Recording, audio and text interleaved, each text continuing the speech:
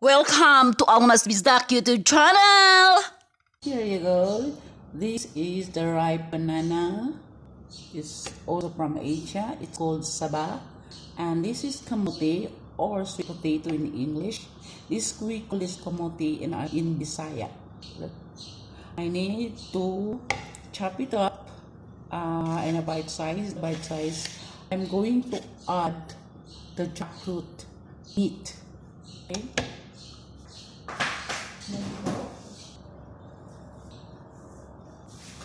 Here we go. This is jackfruit meat. It's ready earlier. Look. I'm going to slice it like a julienne. This one gonna be julienne also, and so also the banana, a julienne size.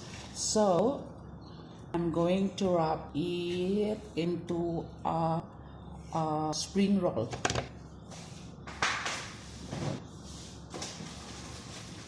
There you go, the Springroll.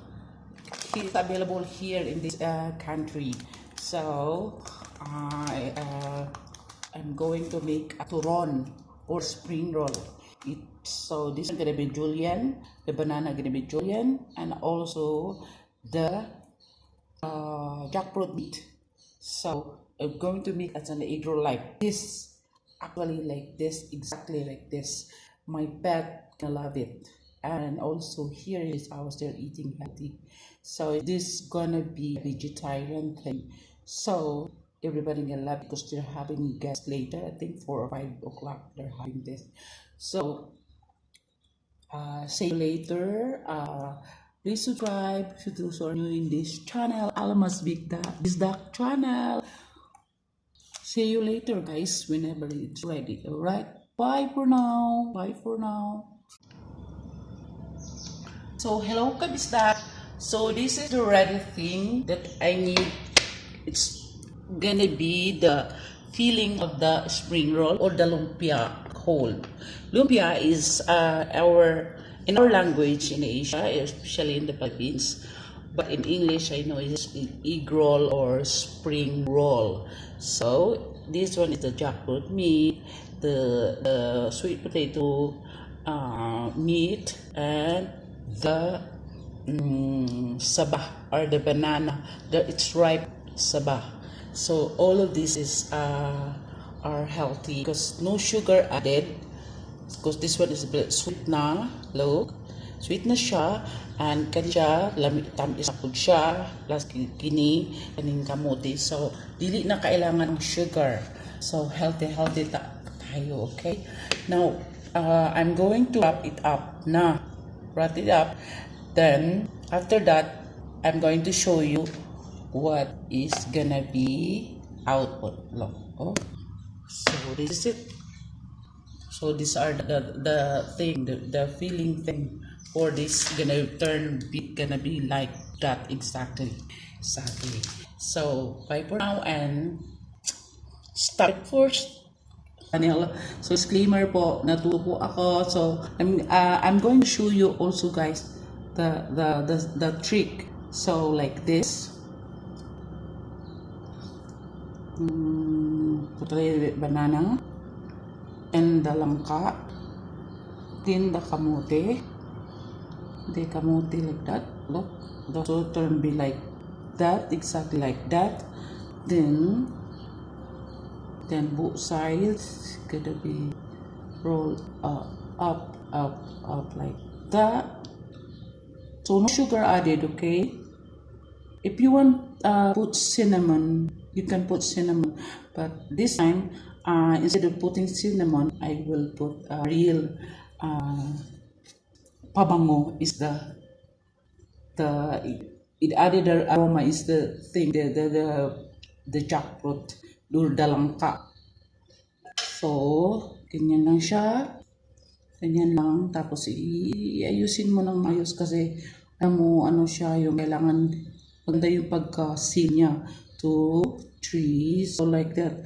So until next day, kaya paglutuin mo siya ngayon, guys, so like this already, so dapat like that.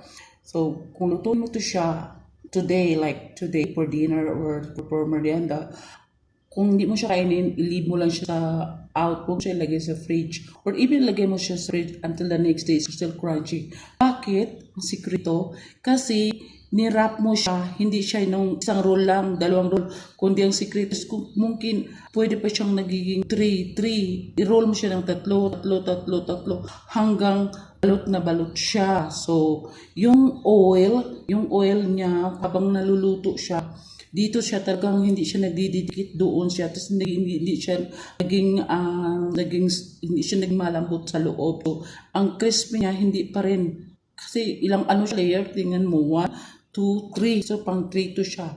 Okay, so that's a trick. Disclaimer po, napanood ko lang po siya, so natuto po tayo. So we have to learn from others things. So maybe I can share you some also the tricks of making crispy and crunchy until next day lumpia or spring roll. Bye! Hello kabisda! Ito na yung output niya. This is the output of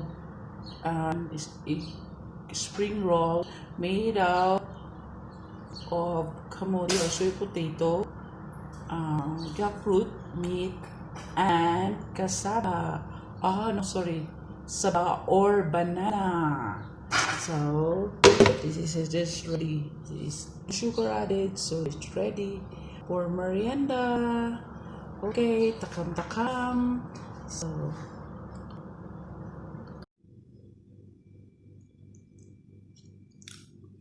our spring roll, here you go. Camera. The ready one. And ta-da! So we'll show you how crunchy it is. Even you leave it until the next day, then grab it, eat it, and sit and have some tea.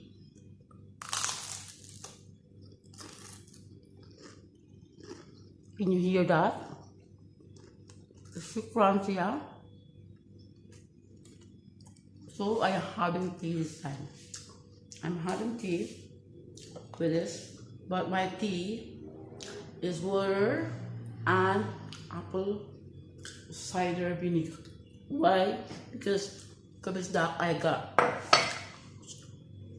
sore throat sometimes because I'm so sensitive on sweets. So that's the reason why I didn't put sugar on this, because I know the jackfruit, the saba, in the kamote thing is already sweet. So there you go. Have some tea. Bye. Don't forget to click subscribe if you're new to my channel, and cling the bell. That's so important. And get the view and thumbs up. Good day.